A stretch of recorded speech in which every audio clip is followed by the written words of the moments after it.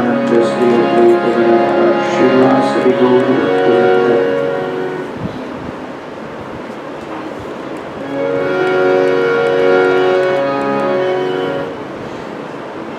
Hari Bol.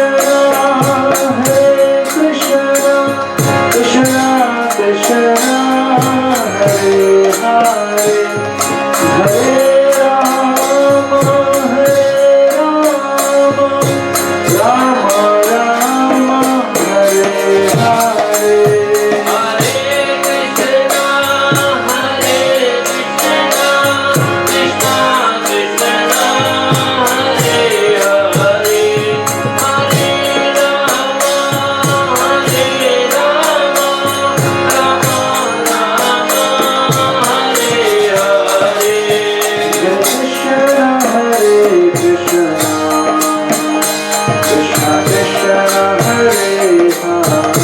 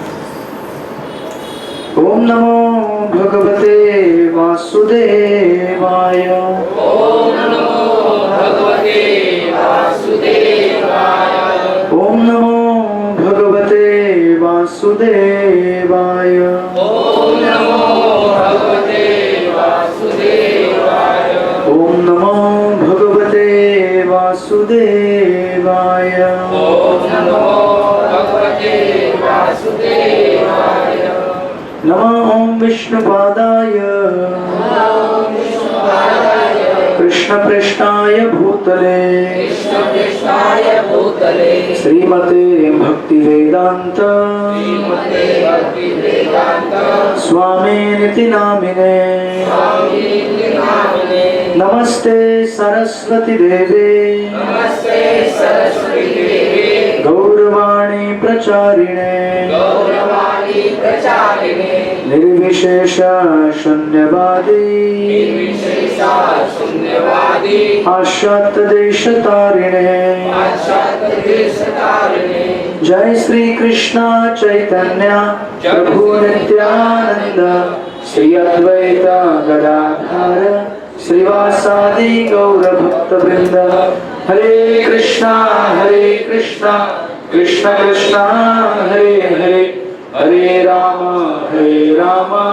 Ram Ram Hare Hare Hare Krishna Krishna Krishna Hare Hare Hare Ram Ram Hare Hare Hare Krishna Krishna Krishna Hare Hare Hare Ram Ram Hare Hare.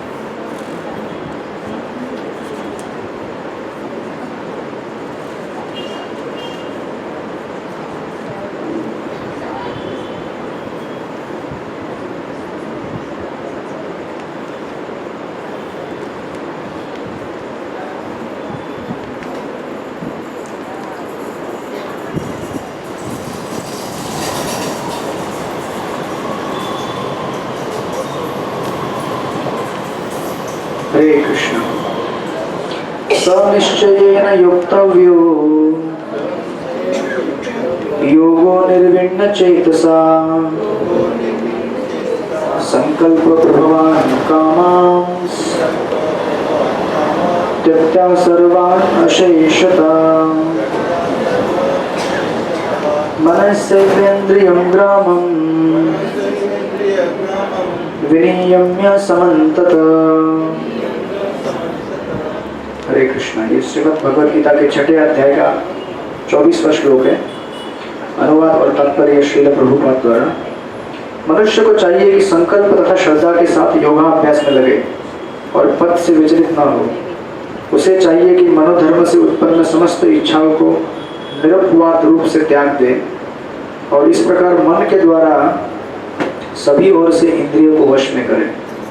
तात्पर्य, योगा अभ्यास करने वाले को दृढ़ संकल्प होना चाहिए और उसे चाहिए कि बिना विचलित हुए धैर्यपूर्वक अभ्यास करे। अंत में उसकी सफलता निश्चित है। उसे यह सोचकर बड़े ही धैर्य से इस मार्ग का अनुसरण करना चाहिए और यदि सफलता मिलने में विलंब हो रहा हो तो निरुत्साहित नहीं होना चाहिए। ऐसे दृढ़ अभ्यास की सफलता सुनिश्चित है। भक्ति योग के संबंध में रूप गोस्वामी का कथन है, उत्साहात् निश्चयात् धैर्य तत्त कर्म प्रवर्तनात् संग त्यागात् सतो वृत्ते षड्भिर भक्ति प्रसिद्धति। मनुष्य पूर्ण हार्दिक उत्साह, धैर्य तथा संकल्प के साथ भक्ति योग का पूर्ण रूपेण पालन भक्त के साथ रहकर निर्धारित कर्मों के करने तथा सत्कार्यों में पूर्णतया लगे रहने से कर सकता है। उपदेशामृत श्लोक नंबर 3। जहाँ तक संकल्प की बात है, मनुष्य को चाहिए कि उस गौरैया का आदर्श ग्रहण करे जिसके सारे अंडे समुद्र की लहरों में मग्न हो गए थे। कहते हैं कि एक गौरैया यानी कि चिड़िया ने समुद्र तट पर अंडे दिए, किंतु विशाल समुद्र उन्हें अपनी लहरों में समेट ले गया। इस पर गौरैया अत्यंत शुद्ध हुई और उसने समुद्र से अंडे लौटा देने के लिए कहा, किंतु समुद्र ने उसकी प्रार्थना पर कोई ध्यान नहीं दिया। अतः उसने समुद्र को सूखा डालने की ठान ली। वह अपनी नन्ही सी चोट से समुद्र का पानी निकालने लगी। सभी उसके इस असंभव संकल्प का उपहास करने लगे। उसके इस कार्य की सर्वत्र चर्चा चलने लगी तो अंत में भगवान विष्णु के विराट वाहन पक्षीराज गरुड़ ने यह बात सुनी। उन्हें अपने इस नन्ही पक्षी बहन पर दया आई और वे गौरैया से मिलने आए। गरुड़ उस नन्ही गौरैया के निश्चय से बहुत प्रसन्न हो गए और उन्होंने उसकी सहायता करने का वचन दिया। गरुड़ ने तुरंत समुद्र से कहा कि वह उसके अंडे लौटा दे, नहीं तो उसे स्वयं आगे आना पड़ेगा। इससे समुद्र भयभीत हुआ और उसने अंडे लौटा दिए। वह गौरैया गरुड़ की कृपा से सुखी हो गई। इसी प्रकार योग, विशेषतया कृष्ण भावनामृत में भक्ति योग अत्यंत दुष्कर प्रतीत हो सकता है, किंतु जो कोई संकल्प के साथ नियमों का पालन करता है भगवान निश्चित रूप से उसकी सहायता करते हैं, क्योंकि जो अपनी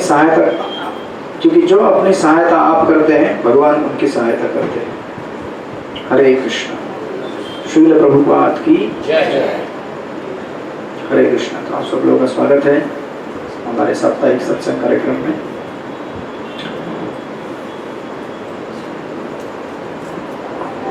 तो आप लोग आपका कीमती समय निकाल कर आए हैं, इसलिए हम लोग श्री श्री राधा गोपीनाथ मंदिर और सायं जागृति प्रोग्राम के प्रबंधकों की तरफ से आप सबका स्वागत करते हैं। हरे कृष्ण।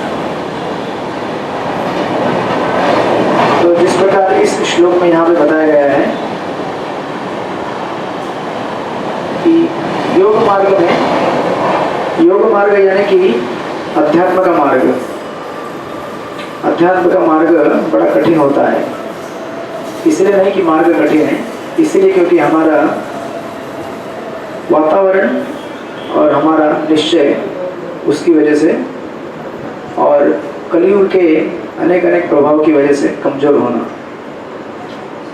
तो इसलिए जिस हद तक हम लोग अपना वातावरण भक्तों के संगत में रखेंगे, जिस मात्रा में हम आध्यात्मिक ध्वनि के साथ अपने कान को कनेक्ट करके रखेंगे और जितनी मात्रा में हम भगवान के नाम का जाप करेंगे, हरे कृष्ण कृष्ण कृष्ण हरे हरे, हरे राम राम राम हरे हरे, उतनी मात्रा में हमारा आध्यात्मिक मार्ग बहुत आसान हो जाता है।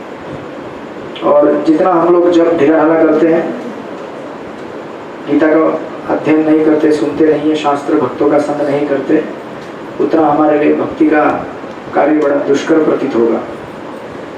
इसलिए यहाँ पर श्रील प्रभुपाद कहते हैं कि निश्चित रहना चाहिए हमें कि सक्सेस जरूर मिलेगा, और उसके लिए कभी कभी हमें थोड़ा इंतज़ार भी करना पड़ सकता है, विलंब होता है। जैसे अगर किसी नवविवाहित स्त्री को अगर पुत्र की प्राप्ति चाहिए तो 9 महीने गर्भ धारण करना पड़ता है ना।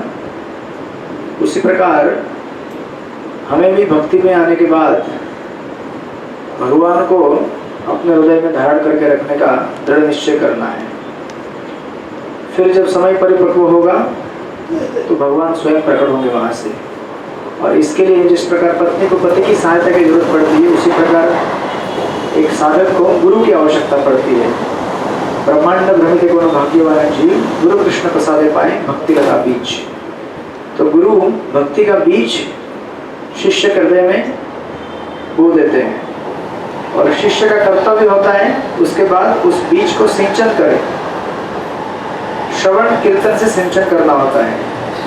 जिस प्रकार इस जगत के पेड़ पौधे को बड़ा करने के लिए आप पानी देते हैं, खाद डालते हैं, और जो अनुपयोगी वनस्पतियाँ उसमें उगती हैं उसको निकाल के फेंक देते हैं। उसी प्रकार हमें भक्ति रूपी बीज हमारे हृदय के अंदर तो चैतन्य महाप्रभु ने ऑलरेडी, श्रील प्रभुपाद ने लगा दिया है। अब उसको बड़ा करने का काम हमारा है। उसके लिए हमें क्या करना होता है? श्रवण और कीर्तन। भगवद गीता, श्रीमद् भागवत, इनकी कथाओं का श्रवण करें, कीर्तन का श्रवण करें और खुद कीर्तन करें, और इसके बीच में दूसरे भक्तों के साथ मैत्रीपूर्ण व्यवहार बना के रखें, किसी भक्त का अपराध ना करें, और जितना हो सके उतना सांसारिक चीज़ों से जितना आवश्यक है उतना डील करने की कोशिश करें, ना हमें दुर्लक्ष्य करना है उसकी तरफ, ना हमें ज़्यादा उसमें आसक्त होना है। Do the needful. जैसे आप मार्केट में जाते, थोड़ी सब्जी मार्केट में सब्जी लेने के लिए जाते तो उधर ही बैठते, दिन भर नहीं बैठते ना, फटाफट जो भी लेना है लिया, घर चले आ गए, राइट। उसी प्रकार हम लोग इस संसार से डील करते हैं उतना ही डील करना है जितना आवश्यक है, क्योंकि हमारा मेन बिजनेस तो इस भवबंधन से मुक्त होना है, इस भौतिक जगत से। और अगर इस भौतिक जगत में घूमते रहेंगे, रमते रहेंगे, तो फिर हमारे मुक्ति को विलंब हो जाता है, राइट। इसलिए यहाँ पर ये उदाहरण भी दिया गया है चिड़िया का, जिसके अंडे समुद्र ने बहा के लेके गया था। आपने कथा सुनी होगी ये कई बार। और समुद्र जब ये अंडे बहा के लेके जाता है तो चिड़िया कहती है कि मुझे अंडे मेरे वापस चाहिए। समुद्र कहता है नहीं दूंगा। चिड़िया कहती है मैं तुम्हारा पानी सुखा दूंगी। इसको कहते हैं निश्चय। क्योंकि वास्तविक देखा जाए संसार में हमारी कितनी भी बड़ी समस्या क्यों ना हो, कितनी भी बड़ी समस्या क्यों ना हो, आज हम लोग किसी समस्या का सामना करते हैं, ऐसा लगता है इतनी बड़ी समस्या, मैं तो मर गया, खत्म हो गया, आई एम डेड, मैं खत्म हो गया पूरी तरह से।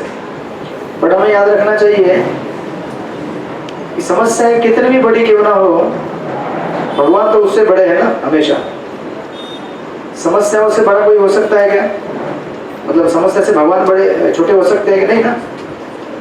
इसीलिए जब हम भगवान को स्पर्श करते हैं, भगवान का आश्रय लेते हैं, उस समय हमारे लिए कोई भी चीज़ दुष्कर नहीं होता है, अगर हम भगवान का साथ है ना बनाए रखें तो। प्रॉब्लम ये है कि हम लोग भगवान को बीच में छोड़ देते हैं, थोड़ा सा प्रॉब्लम दूर हो गया फिर छोड़ देते हैं, ऐसा लगता है सॉल्व हो गया प्रॉब्लम। प्रॉब्लम सॉल्व नहीं हुआ है। जैसे कभी कभी आप बीमार हो जाते हैं तो दवाई लेते हैं, तो अगर समझो आपको 5 दिन का कोर्स दिया है किसी एंटीबायोटिक का, 2 दिन में ठीक होना चालू हो जाता है। तो एक बार ऐसा मेरे को मेडिसिन दिया था डॉक्टर ने, बोला कि ये 5 दिन का कोर्स है, आप कर लेना। तो मुझे दूसरे दिन ठीक लगने लगा तो मैंने बंद कर दिया। फिर तुरंत 2 महीने के बाद बीमार गिर गया वापस। मेरे डॉक्टर बोला अभी तो दवाई खाया था, तुरंत कैसे बीमार हो गए? तो उसने वापस एंटीबायोटिक लेके आया। तो उसने इंक्वायरी किया कि पहले वाला एंटीबायोटिक पूरा खाया था क्या? तो मैंने बोला 2 दिन भी मुझे अच्छा लगा तो बंद कर दिया मैंने। बोला यही तो प्रॉब्लम है तुम्हारा। अब प्रॉब्लम ये है कि वो एंटीबायोटिक काम नहीं करेगा, जो आधा ही छोड़ दिया था ना वो एंटीबायोटिक काम नहीं करता है, फिर नया लेना पड़ता है दूसरा, क्योंकि इसका रेजिस्टेंस बैक्टीरिया ने तैयार कर लिया अपने अंदर।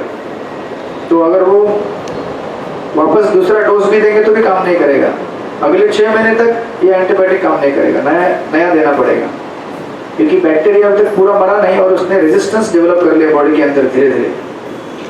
इसीलिए हम लोग कभी कभी ज़्यादा उछल कूद ना करें। थोड़ा सा अगर समस्या सॉल्व हो जाए, थोड़ा सा जीवन में शांति आना चालू हो जाए, लगता है कि अभी तो बस हो गया। अभी ज़्यादा अध्यात्म करने का जरूरत नहीं है। अभी क्या करना है, ठीक है, थोड़ा हरे कृष्णा भी करेंगे, थोड़ा यहाँ वहाँ घूम भी लेंगे, वहाँ जाएंगे, सब कुछ करेंगे मिक्स। फिर उससे धीरे धीरे धीरे धीरे क्या होता है, वापस बैक्टीरिया ऊपर आता है, बीमारी बढ़ता है। हालांकि हमारा जो दवाई वो चेंज नहीं होता है, इधर दवाई चेंज होता है इस दुनिया में, लेकिन अपना जो महामंत्र है वही रहता है। हरे कृष्णा कृष्ण कृष्ण हरे हरे, हरे राम राम राम हरे हरे। इसलिए प्रोसेस को आधा नहीं छोड़ना है, हमें कभी भी कंप्लीटली फॉलो करना है, राइट। तो जिस प्रकार चिड़िया ने अपना निश्चय दिखाया, उस निश्चय को देखकर,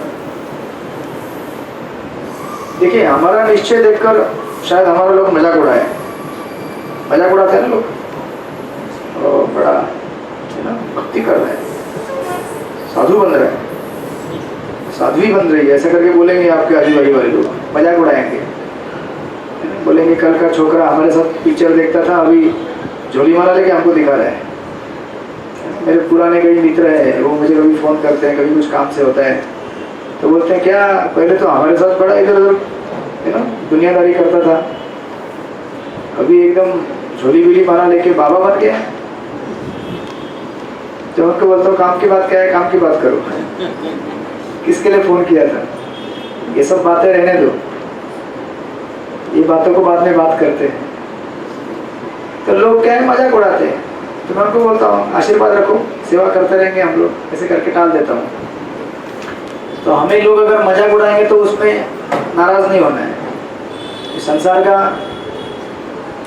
स्वभाव ही ऐसा है, जो गड्ढे में गिरे हैं वो भी आपको गड्ढे में गिराना चाहते हैं। अगर समझो कोई व्यक्ति अगर तरक्की कर रहा है, अच्छा सुखी है, तो सामने वाले पड़ोस को, पड़ोस का जो व्यक्ति रहेगा उसको सुख देखा नहीं जाता आपका, तो मुझसे ज़्यादा सुखी कैसे हो गया ये, कुछ तो प्रॉब्लम है। ऑफिस में बाजू में लोग बैठते हैं, बाजू वाला देखता है ये हरे कृष्णा जप करते रहता है, क्यों करता है ये जप?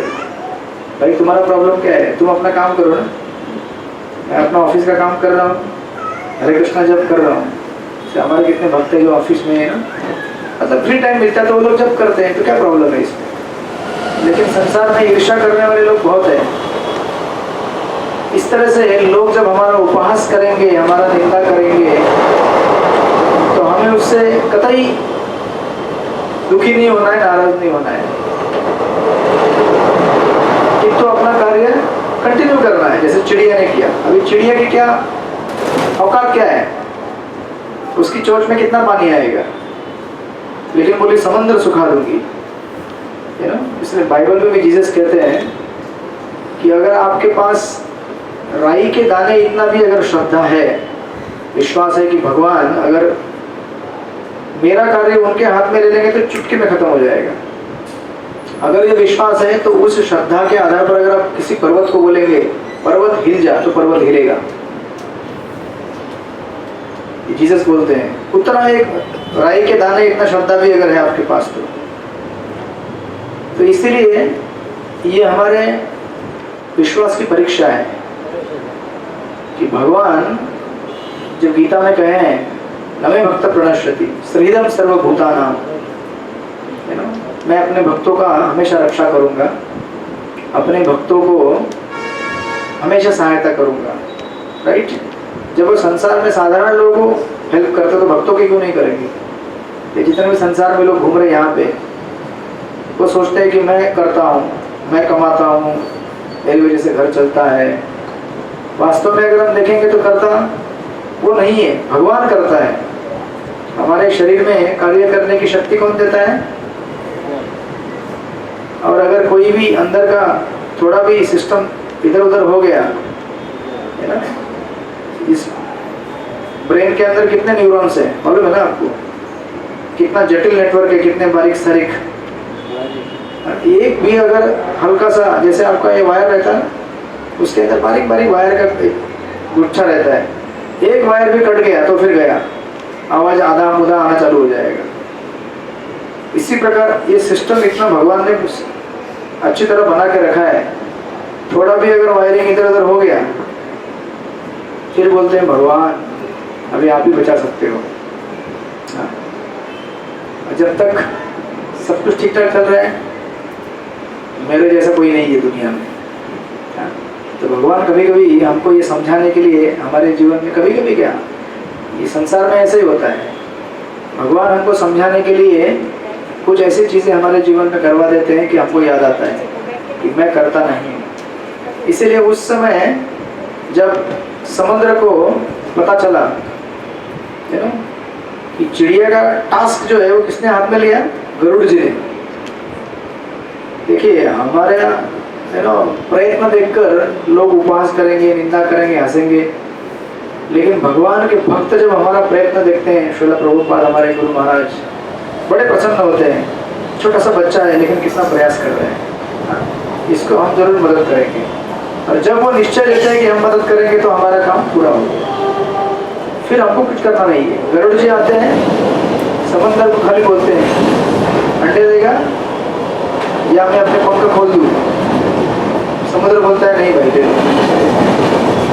तो हमको भी आज हमारे जीवन की जो समस्याएं हैं, तो बड़ी बड़ी पर्वत और सागर के समान विशाल लग रही होंगी, राइट? इतनी बड़ी समस्याओं को कैसे सामना करूं मैं, इतने दुर्धर कठिन प्रसंगों को कैसे पार करूं? लेकिन हमें अपना भजन जारी रखना है, चाहे कितनी भी परेशानियां आए या चाहे बहुत सारा परेशानी दूर क्यों ना हो जाए। दोनों प्रॉब्लम होता है। लोग कभी कभी परेशानी चलती है तभी भी भजन कम करते हैं, या परेशानी दूर हो जाए तो रिलैक्स हो जाते हैं, फिर कैसे भी जप करते हैं, है ना? कुर्सी के ऊपर सो जाएंगे, टांग ऊपर रखेंगे, जप करेंगे, बोलेंगे जिंदगी में क्या जरूरत है, सब रिलैक्स है, कुछ जरूरत नहीं है इतना तेज जप करने का।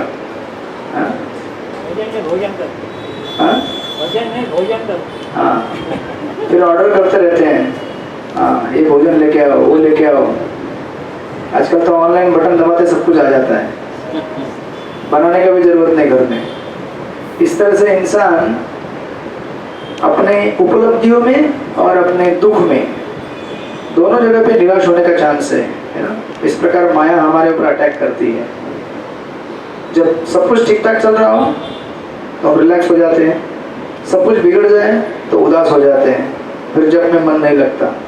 इसलिए हमें इन चीज़ों से बिना प्रभावित हुए अपने भजन को जारी रखना है, फिर हमारे लिए मुक्ति का मार्ग निश्चित है। हरे कृष्णा कृष्ण कृष्ण हरे हरे, हरे राम राम राम हरे। इस तरह श्रील प्रभुपाद यहाँ पे लिखते हैं, इसी प्रकार योग विशिष्टता या कृष्ण भावनामृत में भक्ति योग अत्यंत दुष्कर प्रतीत हो सकता है, किंतु जो संकल्प के साथ नियमों का पालन करता है भगवान निश्चित रूप से उसकी सहायता करते हैं। Because God helps those who help themselves. जो अपनी सहायता करते हैं भगवान उनको सहायता करते हैं। कहने का तात्पर्य ये है कि अगर हम चाहते हैं कि भगवान हमें सहायता करे तो हमें क्या करना पड़ेगा? भगवान को हमें सहायता करने का मौका देना पड़ेगा। जब हम जप करते हैं तो भगवान को चांस देते हैं कि हमें मदद करो। हम जब जप नहीं करते हैं तो हम भगवान को मौका नहीं देते हमें सहायता करने का। फिर हम बोलते हैं कि भगवान मदद नहीं करते मेरे को, मैं संसार में दुखी हूँ, मुझे ये प्रॉब्लम है, वो प्रॉब्लम है। आप भगवान को पहले मौका तो दो। भगवान को मौका कैसे देते हैं? हरे कृष्णा कृष्ण कृष्ण हरे हरे, हरे राम राम राम हरे। तो इस तरह से इन्हीं प्रसंगों में हम लोग रामायण में एक प्रसंग देख रहे हैं, विश्वामित्र मुनि का प्रसंग। आपको पिछले हफ्ते हम वहाँ पे रुक गए थे, त्रिशंकु के एपिसोड में, राइट? विश्वामित्र मुनि और वशिष्ठ मुनि, इनका क्या चल रहा है? बेसिकली वशिष्ठ मुनि का कुछ लेना देना नहीं है। विश्वामित्र मुनि उनके साथ क्या कर रहे हैं? युद्ध कर रहे हैं। और हमने देखा था किस प्रकार इस कथा के पहले 2, 3, 4, 5 प्रसंग पहले विश्वामित्र मुनि और वशिष्ठ मुनि की मुलाकात होती है। फिर कामधेनु गाय के ऊपर लड़ाई होती है, उसके तत्पश्चात गाय उनको परास्त कर देती है। फिर विश्वामित्र मुनि सोचते हैं कि मुझे इसका बदला लेना है, तो वो जाकर तपस्या करते हैं, शिव जी से बहुत सारे अस्त्र प्राप्त करते हैं। उस अस्त्र शस्त्रों के माध्यम से अटैक करते हैं वशिष्ठ मुनि के ऊपर, लेकिन वशिष्ठ मुनि अपने ब्रह्मदंड से उनको हरा देते हैं। तो उस दिन वशिष्ठ मुनि से हार मानकर विश्वामित्र मुनि सोचते हैं कि मुझे भी क्या बनना है? राज ऋषि बनना है, सॉरी ब्रह्म ऋषि बनना है ना? कि संसार में ब्रह्म ऋषि से बढ़कर कोई नहीं है, राजा भी उसकी भी औकात नहीं है राज ऋषि ब्रह्म ऋषि के सामने। भले मैं चक्रवर्ती सम्राट संसार का हूँ, लेकिन मैं इनसे हार गया। इस प्रकार हमने देखा था कि विश्वामित्र मुनि उसके बाद बहुत सारी तपस्या करते हैं, लेकिन उस तपस्या के तत्पश्चात ब्रह्मा जी प्रकट होते हैं और कहते हैं कि आपको हम राज ऋषि का वर देते हैं। तो बड़े गुस्सा हो जाते हैं, दुखी हो जाते हैं कि राज ऋषि, इतना तपस्या करने के बाद राज ऋषि? मैं तो पहले से राजा हूँ, खाली ऋषि जोड़ दिया। ये ब्रह्म प्लस ऋषि, ये नया नहीं टाइटल दिया आपने, टोटली नया टाइटल देना चाहिए। तो ब्रह्मा जी बोलते हैं कि देखो आपके लिए बहुत टाइम है, अभी तो जस्ट क्या किया है, चोंच में पानी लिया है समुद्र से बाहर निकालने के लिए, प्रयास तो करो अभी, है ना? इस संसार से काम, क्रोध, लोभ, मोह, मद, माश्चर्य, अहंकार को दूर करना एक ऐसा कार्य है। आप एक बहुत विशाल समंदर के सामने खड़े हैं और उस चिड़िया के जरा उसके जैसे चोंच में पानी लेकर बाहर फेंकने की कोशिश कर रहे हैं। ये इतना बड़ा कार्य है, तो संभव है क्या हमारे लिए? संभव है क्या? अपने बल पर संभव नहीं है, लेकिन जब भगवान और भगवान के भक्त सहायता करें पक्का संभव है, ठीक है। कुछ लोग पीछे बैठे जिनको दिखता नहीं, वो इस साइड पे शिफ्ट हो सकते हैं, इधर आधा खाली है पीछे पोर्शन, पीछे मतलब पीछे के लास्ट 3 लाइन उस तरफ। ये तो पीछे लोग सो रहे हैं, क्या कर रहे हैं पता नहीं चलेगा। पीछे वो पंखा उधर बंद है, एक पंखा, वो पीछे का पंखा का लाइन चालू कर दीजिए ना, पीछे का 2 पंखा बंद है। तो इसलिए कभी ये नहीं सोचना चाहिए कि हम लोग युद्ध नहीं कर सकते, राइट। हमारे अंदर बस जोश होना चाहिए कि मुझे लड़ना है। आपने तो इतिहास में ऐसे कई देखा होंगे लड़ाइयाँ, भारत के इंडिपेंडेंट मूवमेंट या फिर हमारे जो भारतवर्ष के कई ऐसे राजा होके गए हैं। शिवाजी महाराज के टाइम में भी, शिवाजी महाराज ने जब आंदोलन चालू किया था मुगलों के खिलाफ, थोड़ी उनके पास पूरी सेना थी, उनके जैसी नहीं थी ना, थोड़ी सी सेना के साथ तो किया था, लेकिन जोश होना चाहिए, विश्वास होना चाहिए कि मैं अगर धर्म के मार्ग में चलूंगा तो निश्चित भगवान मेरी सहायता करेंगे, राइट। इस प्रकार ब्रह्मा जी कहे कि आपको टाइम है अभी, ठीक है, जाओ भजन करो अभी आपको वापस। उसी प्रकार हमको न जाने कितने बार ठोकरें खाना पड़ेगा इस संसार में। भक्ति स्टार्ट किया है, लेकिन अभी जस्ट क्या किया है, समुद्र के सामने खड़े देख रहे हैं, होगा क्या मुझसे, देख रहे हैं होगा क्या इतना बड़ा समुद्र। तो कुछ लोग तो खाली समुद्र को देख के उधर ही बेहोश हो जाते हैं, कुछ लोग बोलते हैं कि नहीं हमको तो नहीं होगा, चलो वापस क्या करते हैं, अपने नदी में जाते हैं। नदी में कौन सा नदी, वही इस संसार का जो इंद्रिय तृप्ति है उसी में बैठे रहेंगे हम लोग, है ना। तो इस तरह से लोग अनेक रिएक्शन दे सकते हैं विशाल कार्य को देखते हुए। लेकिन अगर हम सही मार्ग, सही रास्ता अपनाएं और सही गाइडेंस ले और दृढ़ निश्चय के साथ चलें तो निश्चित हमको, ठीक है ना, रास्ता दिखेगा आगे। तो इसलिए जब विश्वामित्र मुनि आगे निकले तपस्या करने के लिए, लेकिन देखिए जैसे हमने डिस्कस किया था कि इस तरफ विश्वामित्र मुनि तपस्या कर रहे थे, उस समय विश्वामित्र मुनि बने नहीं थे, उनका नाम था कौशिक राजा। और उसी समय जो रघु डायनेस्टी है, इक्ष्वाकु डायनेस्टी, उन्हीं के एक और राजा थे, उनका नाम था त्रिशंकु। वो भी क्या कर रहे थे, वो भी एक नया प्रोग्राम चालू किया था उन्होंने। उनका प्रोग्राम क्या था कि बिना कोई पुण्य किए सीधा स्वर्ग में जाने का, है ना, बिना टिकट भरे जाके थिएटर में बैठ जाने का। स्वर्ग क्या है, एक थिएटर जैसा ही है देखा जाए तो ऐसा लोग समझते हैं। ये तो प्रॉब्लम है। त्रिशंकु को क्या लगा कि मैं वहां जाऊंगा, आराम करूंगा, मजा करूंगा। स्वर्ग उसके लिए नहीं होता है। स्वर्ग में एंट्री किसको मिलती है, जो पुण्यवान लोग हैं उनको मिलती है एंट्री स्वर्ग में, राइट। तो जैसे हमने देखा था लास्ट टाइम कि त्रिशंकु अपने शरीर से इतने आसक्त थे, इतने सुंदर थे, वो सोचते थे कि अगर मैं मर जाऊंगा तो ये मेरा सुंदरता खत्म हो जाएगा, मुझे मरना नहीं है। देखिए हम में से सब लोग क्या हैं, इस भौतिक शरीर के साथ आसक्त रहते हैं और इससे जुड़ी हुई चीज़ों को हम छोड़ना नहीं चाहते हैं, बराबर है। हालांकि हमें पता है कि छोड़ना पड़ेगा, लेकिन हम तैयार नहीं है छोड़ने के लिए। और यही सबसे बड़ा द्वंद्व है और इसी का समाधान हमें निकालना है। जीवात्मा का पूरा संघर्ष किस लिए, उसी के लिए। संसार में आ गया है, कुछ चीजें उसके आसपास आ गई हैं, तो उससे इतना आसक्त हो गया है वो कि जैसे आपको एक बार मैंने इंद्र का स्टोरी बताया था, याद है आप लोगों को इंद्र का स्टोरी। इंद्र को एक बार श्राप मिला था और वो सुअर बन गए थे। तो उनका जब टेन्योर खत्म हो गया, वो बनने के बाद कुछ काल अवधि खत्म हो गया, तो ब्रह्मा जी उनको लेने के लिए बोले, इंद्र खत्म हो गया तुम्हारा श्राप का अवधि, वापस चलो। बोले नहीं आ सकता। बोले क्यों? नहीं, मेरे बच्चे, मेरी पत्नी, मेरा स्कूल, सोसाइटी, ये मेरा लैपटॉप, मोबाइल, ये मेरा होटल, खाना पीना, ये सब छोड़ के कैसे हूँ मैं? इस जगत का ये स्वभाव है। याद रखिए हमेशा कि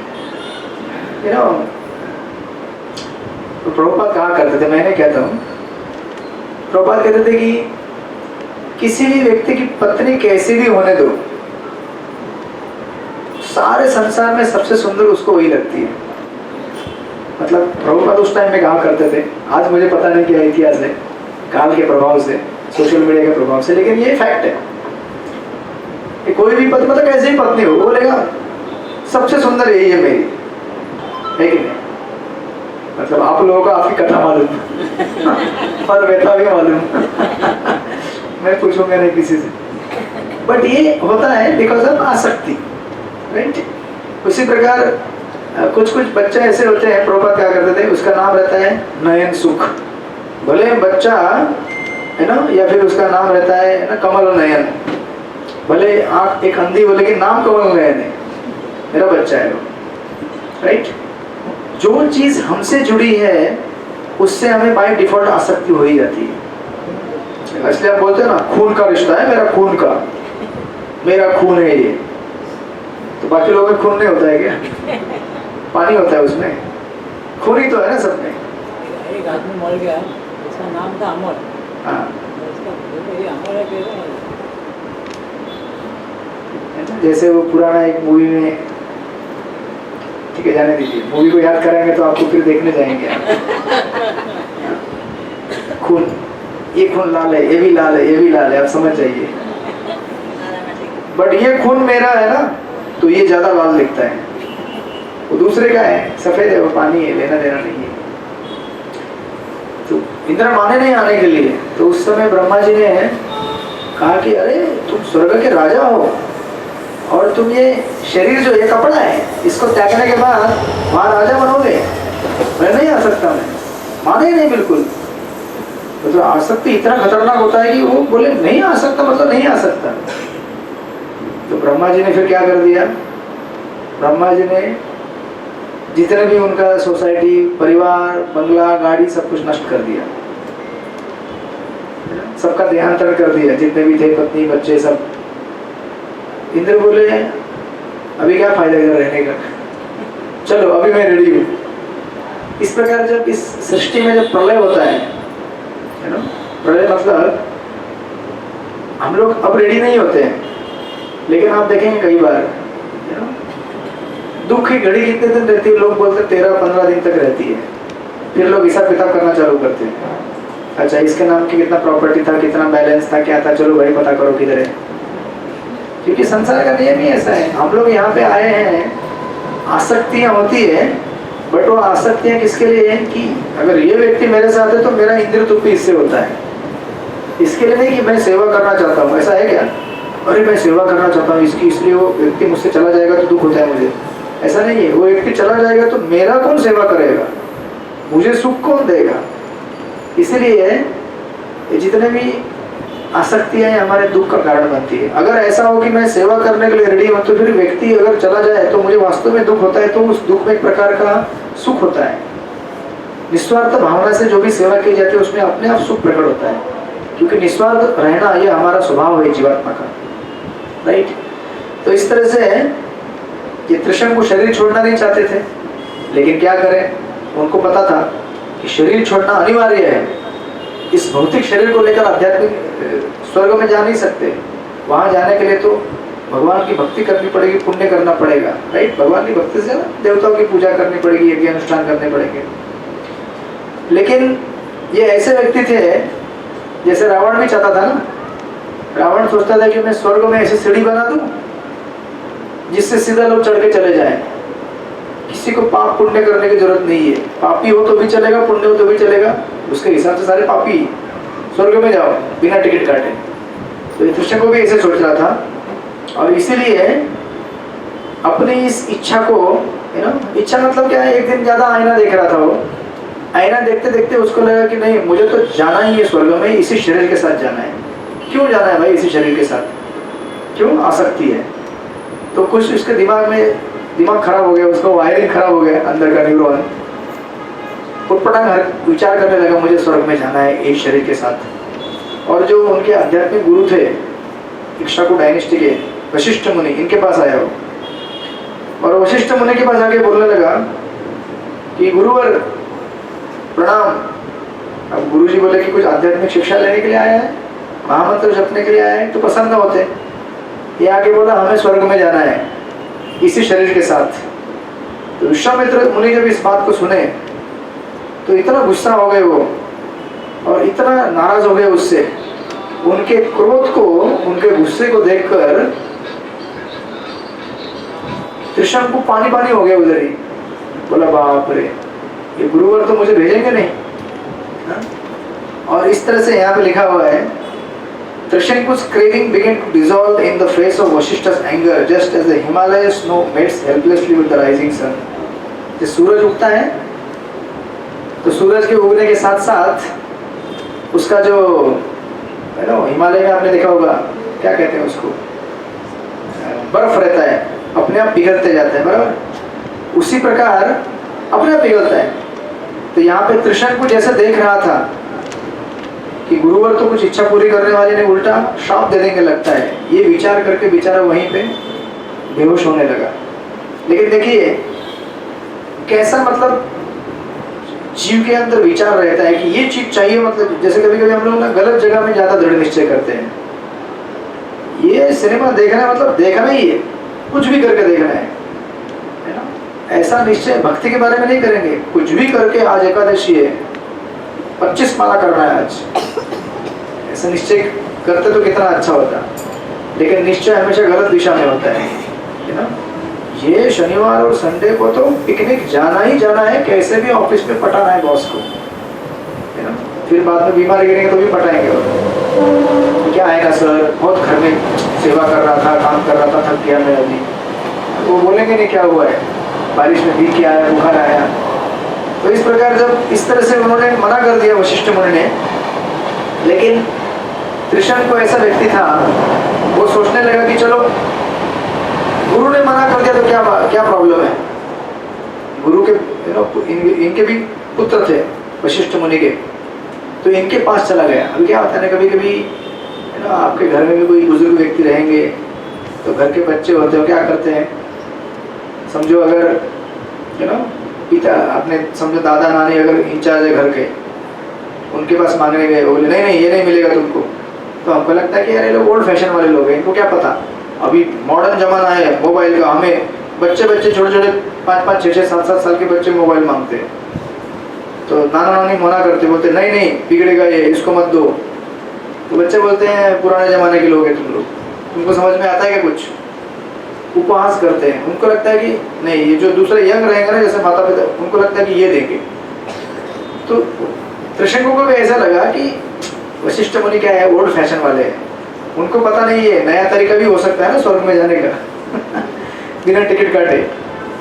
तो ये उनके पुत्र के पास गए जो इनके बच्चे थे ना वशिष्ठ मुनि के। उन्होंने कहा कि देखो आपके पिता ने मना कर दिया, पिता थोड़े ओल्ड फैशन वाले हैं, आप थोड़े मॉडर्न है ना, तो आप कुछ कर सकते हो, तो आप मेरी मदद करो और मुझे स्वर्ग में ले चलो। जब इन्होंने भी सुना, इनके 100 पुत्र थे वशिष्ठ मुनि के, जब इन्होंने भी सुना तो एक स्वर में एक साथ कहा नहीं, हम आपको स्वर्ग में नहीं भेजेंगे, है ना। तो इसमें क्या होता है कि एक तो सबसे पहली बात है कि अगर पिता ने मना कर दिया तो ये पुत्र कैसे बोलेंगे लेके जाएंगे करके, राइट। और इनको गुस्सा इस बात का है कि पिता हमारे गुरु हैं, है ना, पूरे इस इक्ष्वाकु डायनेस्टी के, इनकी बात न मानकर उनका उपहास करके एक तो हमारे पास आए हैं और हमको क्या कर रहे हैं, लालच दे रहे हैं कि अरे पिता तो पुराने हैं यार, ओल्ड फैशन वाले, तुम मॉडर्न हो, मॉडर्न बनो। अब देखिए संसार का क्या है गतिविधि आजकल, ऐसे कभी कभी लोग कहते हैं ना कि मेरे से ज़्यादा मेरा बेटा बड़ा होगा, लेकिन किस मामले में वो देखना चाहिए। मेरे से मेरा बेटा ज़्यादा बड़ा चोर बनेगा ऐसा तो नहीं कहते ना हम लोग कभी, हम कहते हैं कि मुझसे ज़्यादा प्रामाणिक होगा, परोपकारी होगा। तो इधर ये क्या कर रहे हैं, त्रिशंकु लालच दे रहे हैं, उकसा रहे हैं उनको कि अरे पिता आपके कहें ऐसा ऐसा मना कर दिए, लेकिन आप उनको परास्त करके आगे निकलो, आपका नाम रोशन होगा पूरे इतिहास में कि किसी ने आपने स्वर्ग में भेज दिया एक व्यक्ति को सह शरीर के साथ। ये उनका ऐसा आइडिया था और इनको पता चल गया था। ये जो 100 पुत्र थे कि ये इस तरह से हमको लालच दे रहा है और हमको फंसाने की कोशिश कर रहा है, मना कर दिया उन्होंने। और गुस्सा होकर इन 100 पुत्रों ने त्रिशंकु को श्राप दे दिया। अब लो मामला और बिगड़ गया। बोले तुम्हारा शरीर इसी वक्त जर्जर हो जाए, तुम्हारी सुंदरता खत्म हो जाए, फट स्वाप दे दिया श्राप। जिंदगी में शॉर्टकट अगर लेने का कोशिश करेंगे तो ये होता है। कभी कभी घर में अगर वायर खराब हो जाए आपका इलेक्ट्रिक, जबरदस्ती खुद जाके रिपेयर करने की कोशिश मत करो। करंट लग गया तो लाइफ कट, शॉर्ट कट, समझे कि नहीं? जो काम अपना नहीं है वो नहीं है ना। कभी कभी उठपटांग हरकतें करते हैं हम लोग, कुछ खराब हो गया है मशीन के अंदर, जब मैं चेक करता हूँ क्या हो गया, थोड़ा यहाँ अगर शॉर्ट भी लग गया कुछ बड़ा है ना, तो फिर लेने के देने पड़ जाएंगे। शॉर्टकट लेने का कोशिश नहीं करेंगे, राइट? मैं खुद कॉलेज में लेक्चरर रह चुका हूँ। कुछ बच्चे ऐसे होते थे कॉपी भी कैसे करते हैं, कहाँ कहाँ लिख के लेके आएंगे आपको मालूम नहीं पड़ेगा, ये हाथ के नीचे लिखते हैं। हमारे मित्र हुआ करते थे स्कूल के टाइम में, एक था हमारा मित्र, हम दोनों एक ही जगह पढ़ाई करते थे। मैं एक्चुअली उनके उधर रहता था, हमारा किराए पे हमने मकान लिया था उनके इधर, तो उनका लड़का था और मैं, हम दोनों एक ही बैच में थे। अच्छा खासा दोस्ती था हमारा दोस्ती, लेकिन मतलब ठीक है अच्छा लगता है व्यक्ति के साथ बात करना, लेकिन उसका अपना अलग अंदाज था एग्जाम पास करने का। एग्जाम के 1-2 दिन पहले हम लोग रात भर पढ़ाई, हम 2-3 लोग थे, हम लोग